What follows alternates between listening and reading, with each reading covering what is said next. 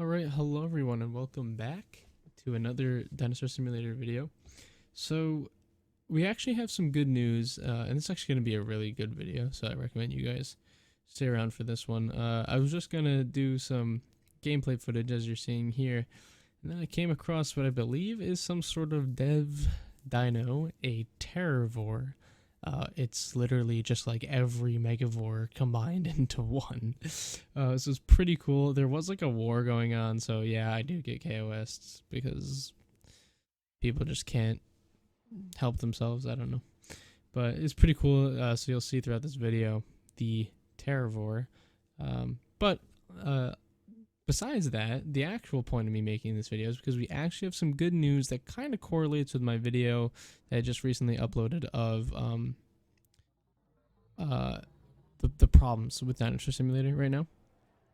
So, go ahead and reading this. So, Chicken Engineer makes a announcement in the development channel of Discord today at 9:25 a.m.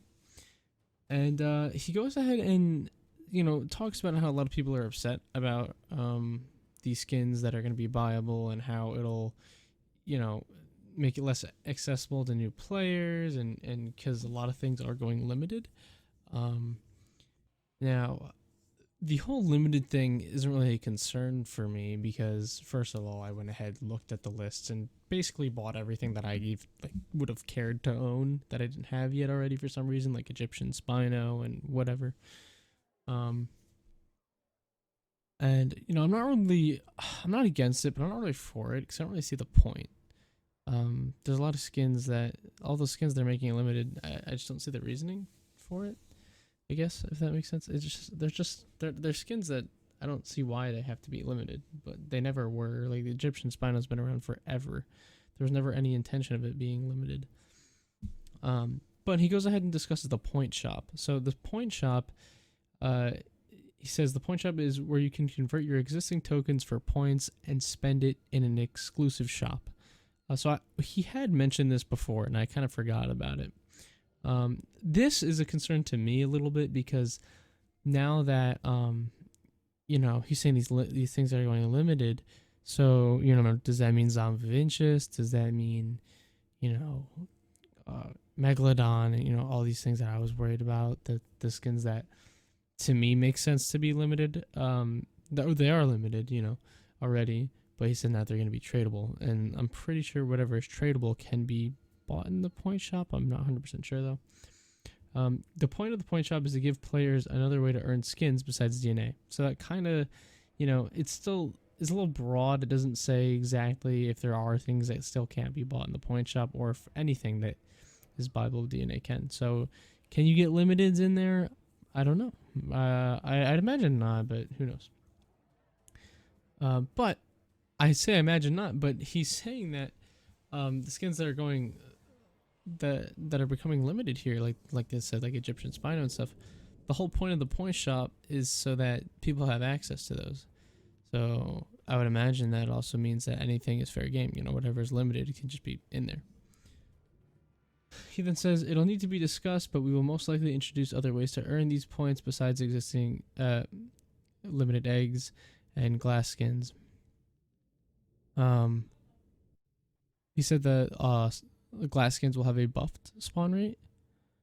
And he's also doing this is the good part. This is what I was discussing earlier, how in my previous video I said that DinoSim is very buggy, the menu's slow, it needs balancing. The game has a lot of problems right now that make it unfortunately make what could be a very enjoyable game not so enjoyable.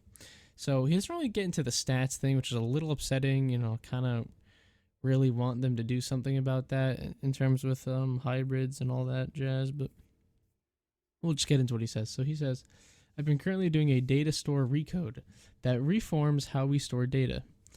It'll be coming along. It's coming along nicely, and testing will be open soon for a couple of weeks. So, and then he goes ahead and explains, what this does for Dinosaur Simulator. So, DinoSim will be able to store more values than it was able to before. Faster menu loading times is the big one here. Faster main menu loading times is huge. Custom settings, server settings. So I guess it's like for like private servers and stuff. Tree swinging, realism support, etc. So I don't really know what like that means. Realism support. Like, are you literally like? Are we gonna see a spike in DinoSim realism servers in a bit here? I have no idea. Tree swinging, does that mean like weather, like wind and stuff will affect trees? I have no clue. And then he says the ability for us devs to make not locked just behind badges. Oh yeah, events. So a lot of events like the Galaxy event. I know that was years ago, but even the Halloween event like 3 years ago with the Withered Willow and all that stuff. You get it through badges. So it'll be like actual events, and it's funny because I did make the reference towards Fortnite the other day with these terror skins that are coming to the game. So with the whole like rift thing and dinosaurs getting teleported, but now we'll actually have events. So it's very interesting to see what's going to happen with that, if anything will happen with it, because this game is who knows. And of course it also allows the point shop to be developed. This is before even adding a value for something, like seeing if the player has viewed the latest update log was a hassle. I'm moving forward with Dinosaur Simulator this year, making the changes. Dinosaur Simulator will have my support for the rest of 2024, a road to 10k players. After this, if all goes well, I'll consider supporting DS even beyond this year. So I do believe it is very likely we will see support from Chicken Engineer for the rest of 2024, which is good. That is a long time. A lot of things can get done in a year for a Roblox game, especially one like this where everything's kind of already done. This game has so many years of progress. It's really just polishing at this point. After 2024, I find very hard to believe, but I'm very, very happy with this right now. Another thing we have here is actually a Utah Raptor remodel.